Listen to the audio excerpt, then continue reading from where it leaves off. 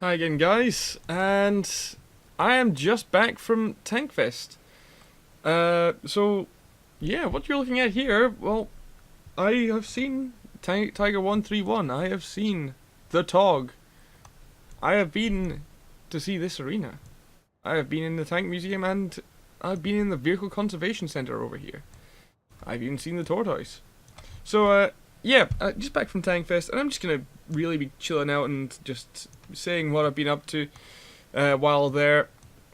I'm probably just gonna play like relaxing tanks to play, like easy ones to play, like the. Oh, actually, no. You know what? Never. Screw that. We've got Tiger 131, so we've got a tank that we should probably play. Let's see. First off, I need to actually get my barracks back up, so let's do that. Because I've got no space in here. So I am going to be not going to be using this crew. Instead, I am going to be using my lava crew. So let's put that there, and then let's throw these guys in.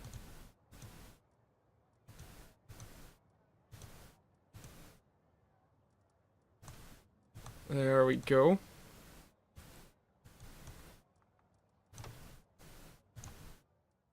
Basically, about Tiger 131 when it comes to World of Tanks.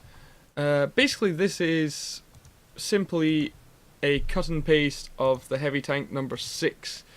Obviously, in real life, Tiger 131 was the famous Tiger 1 that was captured in Tunisia by the British. What happened was, when it was captured, what had happened, the way it was knocked out was a Churchill had hit the gun mantlet and the shell had jammed had kind of gone down and knocked kind of jammed the turret. And the story's not entirely clear on what happened to the crew. They seem to have abandoned the tank just left it. Which is really strange because standard German practice was simply to blow up the tank. They actually had like demolition charges rather, that they would set up if the tank was knocked out. Like the crew had these. If the tank was disabled in some way and they had to evacuate, then they would rig these demolition charges and then run like hell before the timer went out. And so, most of the time before this, the British hadn't really gotten a whole Tiger. They had never gotten a whole Tiger. They'd just gotten scraps, basically. And so, after that, they ran into Tiger 131 during, I can't remember which battle it was. And then one of the British Churchills fired at it, hit the lower part of the gun mantlet, and jammed the turret. Now, this is quite an awesome thing an awesome tank to see in real life. And at the Bovington Tank Museum, they indeed have it in their Tiger collection. I did see it last year at TankFest 2016 as well, when they had it actually just driving around the arena. They were not pushing it at all, however, because obviously parts for Tiger 1s are very hard to come by indeed. 'Cause let's face it, it's not every day that, you have a World War II Tiger 1 that's in running condition. So if something breaks, then it's going to be very, very expensive and costly for the Tank Museum to actually, replace the parts. So, what did I really get up to in TankFest this year? Well, I didn't really wander around the museum that much, purely because last year I'd seen most of the exhibits last year. Obviously, I dropped by the Tiger exhibit to see the Porsche Tiger, the Henschel Tiger 2, the Jag Tiger, the Elephant, and of course Tiger 131. Though, this year I spent a lot more time just hanging out with people. Last year, I spent a lot more time actually looking at the tanks. This year, I most of the time when going around the tanks, when I saw them, it was for just kind of getting pictures to take back for those who may not have been fortunate enough to go there this year or even last year. So what was I doing? How did I spend my weekend? Well, on Friday, I went down on the Friday. I drove all the way down from Scotland, all the way to Bournemouth, and then I checked into the hotel. Got there, well, checked in around about 1:30 in the afternoon, and then went for lunch. Found a really nice pizzeria. Well, not pizzeria. Well, Italian restaurant called La Piazza, where I got a really nice pizza. And then that evening, I caught up with Circumflexes, Snooze, Ireland Man, Fosh, Ultimo Hombre, Rukau, and who else was there? Super Ranger 12. So a whole bunch of good friends. Snooze had also brought along his wife Sneeze, and we also had Katrina Drummond, also, well, just better known as Kat, who's so we had a good few of us going for dinner that night. We went to yet another Italian restaurant, and it was a good time. And then we ended up going to an Irish pub for the rest of the night. After I should also mention that Billy Warren was there, so hashtag blame Billy. So after that, we did originally, before going to the Irish pub, attempt to go to a pool bar so we could play some games of pool. But unfortunately, Billy we got Billy to try and get us a table, a pool table, but that didn't really work out. So we ended up playing a few games of table tennis, and then we all went home. Well, we didn't go home, but we went to another pub. Oh, that's frontal engine damage. Fun.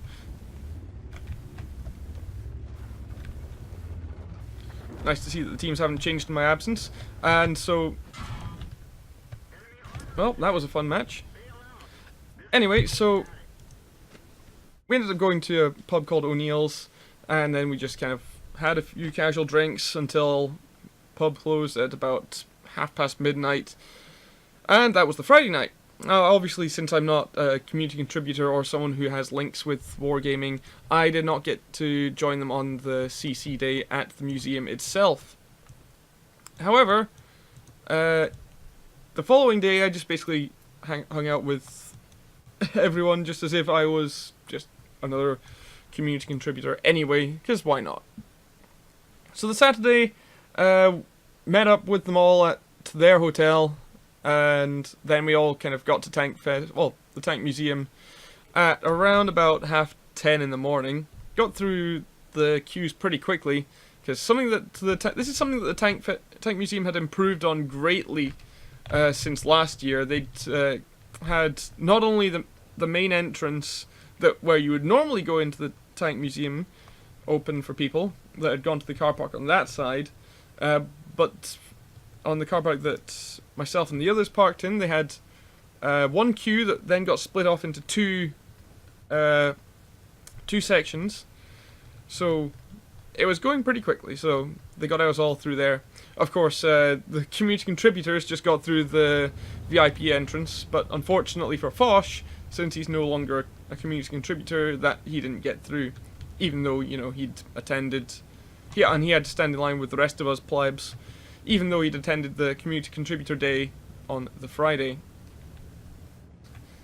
So on the Saturday, started off by, just kind of wandering around aimlessly for a bit, and then ended up checking out the Vehicle Conservation Centre, seeing what they'd moved around.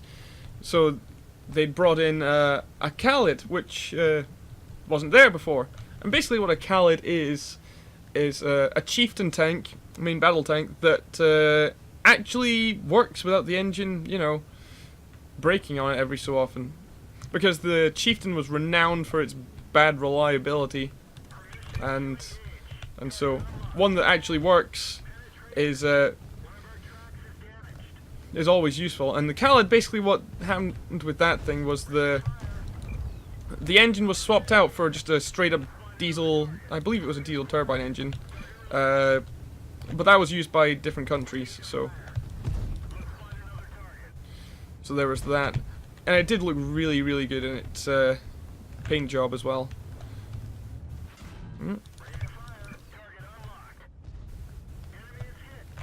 Well, this is an awkward match.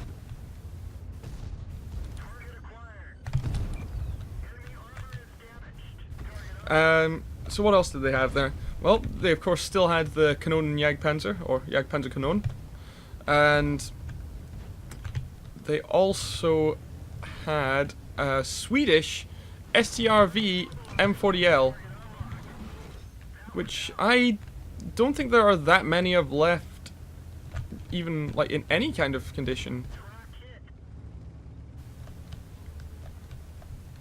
That's, well, any kind of condition where you know, it's not rusted or anything. This one was obviously sitting in the Vehicle Conservation Center, awaiting either, well, restoration or conservation is more for kind of bringing it to the condition it would be when it rolled out the factory, so original parts as much as possible and that sort of thing.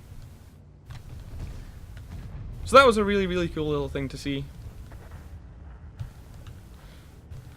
What else did they have? Well, they did have a Jagdpanther there, which was operational by the time they'd gotten it to the museum. However, one problem: the steering broke, so they couldn't run it. And so it was originally meant to go out into the arena on the Saturday and Sunday, and indeed it did on the Friday, but then obviously the steering broke, and so they didn't really want to try and push it. Well, that was just a bad team, that match. And what else did they have? Of course, they had all their usual events in the arena. They showed off the British Army, well, British Royal Armoured Corps as well, showing off the Challenger 2, the Warrior, and other vehicles as such. And, of course, they had their normal shows where they had basically the might of the British Army against some random pleb in Soviet BTR. So, obviously there's that.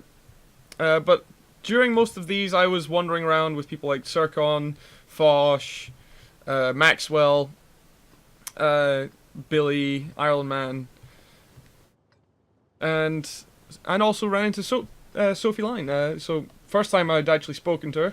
I did actually see her like for a split second last year, but I never got the chance to say hi. And then also ran into Oak this year. Very, very nice to finally speak with Oak and say hi and everything. Like, there's so many people that I actually saw this year that I never got the chance to speak to last year. Because last year I was kind of doing as see all the exhibits, try and meet some people at the same time, and see how it goes, sort of thing. And it went really well. And then this year, I'd obviously, like I say, I'd seen the museum apart from the Tiger exhibit, and I'd seen some of basically what they were going to show on some of the arena displays. A lot of which were the same, well, some of which were the same this year. They did have some new things as well. They did have the French World War I Saint-Chamond, the only Saint-Chamond in existence, and it runs, which was really, really cool. What else? That's most of what I saw on the Saturday. On the Sunday, basically, early on it was just kind of trying to get through a lot of what I'd missed on the day before, like displays and like in the arena, and maybe catch a couple of other people. Like I went and met Skill for LTU. Really, really nice guy. Unfortunately, he didn't really have much of an opportunity to hang out with people for very long this TankFest. He did have to head off because he had some shopping to do for things to take home for his family. And what else? ran into Quickie Baby, the meme himself. Really kind of all credit to him, like, for what he was doing on the Saturday, because he was doing meet and greets the whole of Saturday pretty much. He did 5 hours of meet and greets on the Saturday, which is absolutely insane. And I don't have auto resupply on this thing, do I? God damn it.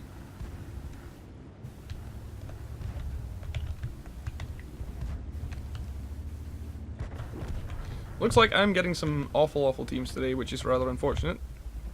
But, you know, what can you do?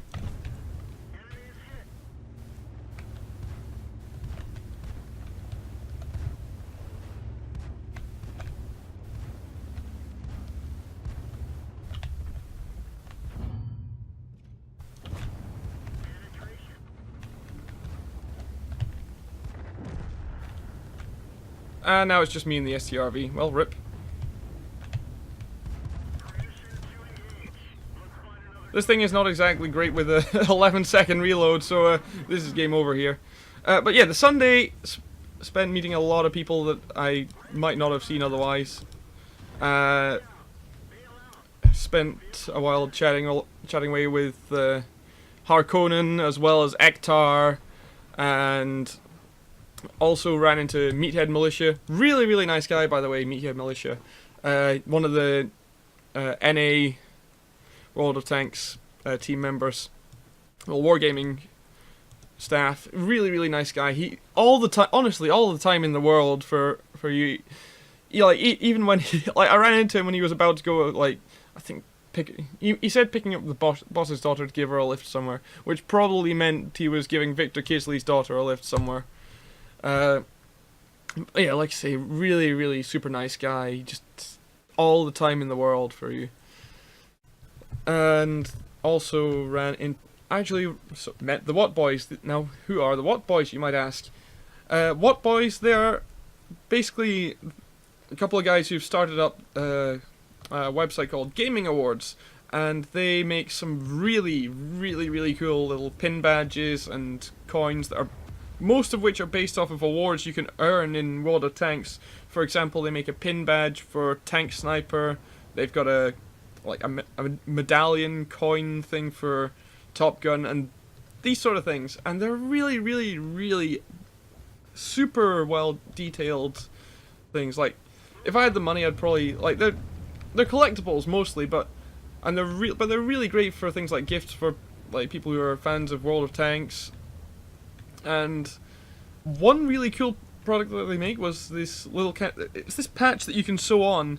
But what you've got is you've got 2 parts to this patch. You've got a Velcro part, and then the part of the patch itself, the actual like part that you want attached to your clothing. Now you only sew on the Velcro part, and then the other part you can just kind of just do whatever with. You can put it. The idea is that since you only sew on the Velcro part, you can just switch out any of the patches without having to do any sewing whatsoever, because you've already got the Velcro on.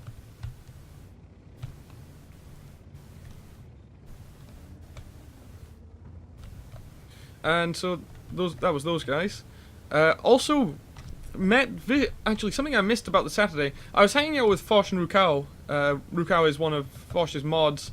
Also made the bot program that Fosh uses, and the 3 of us were in the Vehicle Conservation Center next to the wargaming stand, well, stage more than a stand, and Victor Kisley dropped by and then chats with Fosh about the whole incident with what has become known as Foshgate. And honestly, Victor Kisley was really nice about it. He was a really good guy about the whole thing. I could just, like, between him and Fosh, the conversation was so casual, and they were like showing each other that nothing, like, they were still like good, happy to be friends and tied with each other and stuff like that. So that was really nice. And even shook Victor's hand at the end as well after he had to leave to take his kids back to the hotel at the end of the day, because it was pretty much right at the end. Oh, at least on Saturday. What else? On the Sunday, I didn't spend much time at the Wargaming stand trying to get like any of their loot, because I got that all in a oneer on the Saturday.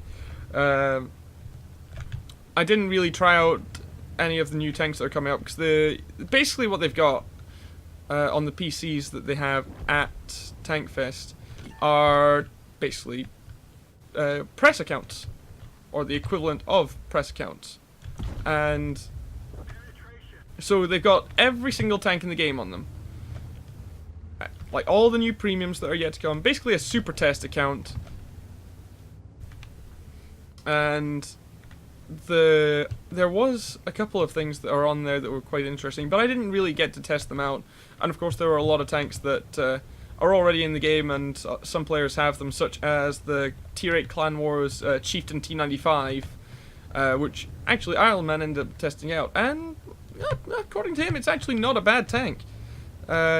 Sort of plays similar to the FV4202, the Tier 8 premium medium that anyone can just buy. So there was that. But what they were doing was that they were doing a little challenge thing. This is like they were doing something that was new for this year. It was a challenge where if you got 2 kills while on one of their PCs, you would get some custom dog tags that you'd be able to type in basically whatever you wanted, and then you'd have it on the dog tags. And that was really, really cool. It was like an incentive to actually, like, for people to actually try the game and see what they can do, and rewarded those who, you know, did well. Well, I say did well, but, you know, 2 kills is not a lot. And to get that, I took out a tank that I have not played since I played on Xbox 360 years ago, and it was the Panzer V4. Now, the Panzer V4 is basically a Panther hull. These days, it's a Panther hull at Tier 5, with the Panzer IV turret and the 75mm L48 gun. And it's a very, very good tank. It's got a decent hit point pool, and it's got very good view range for a Tier 5 medium. It's got 365 base view range. Obviously the gun isn't anything special, but it's all about the armor and the view range combined. This thing, like the Panzer V4, it's a bit of a bully. Like, it just bullies same and lower tier tanks, because, like I say, it's a Panther hull at Tier 5. So yeah, it's really damn good, and it's actually probably a good thing that tank is only available to those who have pre-ordered it, or well, pre-ordered World of Tanks when it was, you know, in testing, because it's so ridiculously good. I was just casually sitting in the middle of about 4 or 5 Tier 4s, because it was a Tier 5 match with like 10 Tier 4s and 5 Tier 5s. And just, yeah, I didn't give a shit. I just went and pressed W, killed 2 of them. So, you know, that was GG. But, you know, if that ever does come on sale, you can bet I'll be buying it, because it was such a good tank. Anyway, enough on that. So what did I end up doing on the Sunday night? I ended up once again hanging out with most of the, well, most of the bigger EU country, well, the ones that people might already know, at least the ones I've mentioned. I was hanging out with Serkon, Snooze, Fosh, obviously Snooze's wife Sneeze was there, Sophie Line was there. We all went for dinner at a place called Revolution in the middle of Bournemouth. Who else was there? Super Ranger 12 was there once again. Cat was there. Ultimo once again. Billy was there eventually. Obviously Fosh and Rukao were once again there. We had Ektar join us this time as well, and who else? I'm probably missing someone here, because I'm still kind of riding like the TankFest high, so to speak. And so yeah, we all went for dinner at a place called Revolution. It was just a really chill night. We all just kind of relaxed and just kind of enjoyed each other's company, had some good food. So it was a good night. Oh! Now I've remembered who else was there. Fucking Elliot. Yeah, yes, Elliot. I remember you were there now. God fucking damn it.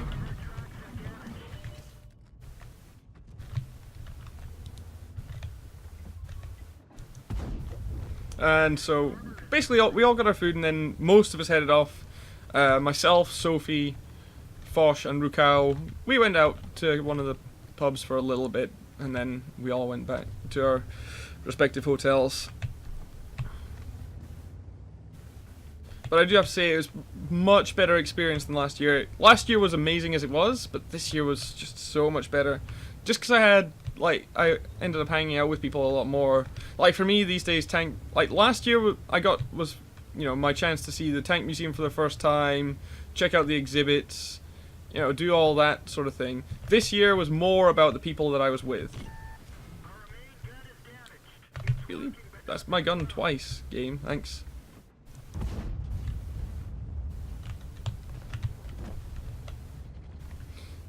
So yeah, I've had a really good time. Honestly, I would recommend TankFest to absolutely everyone. Like, even if you're not there for the tanks, it's just such a good time, like, the people you meet. Like, everyone's friends there. It's so good.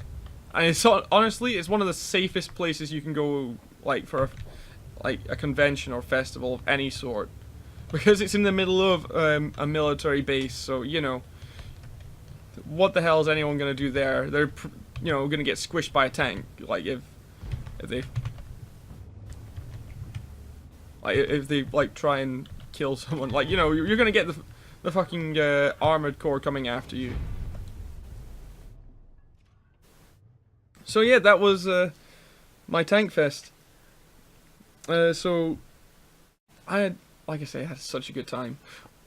But now, a bit of news about something that I'm hoping for. I actually had a job interview yesterday for a senior bar supervisor position. So hopefully, if I get that, you might see some improvement in what I do. I'll like be able to get better editing software and things like that.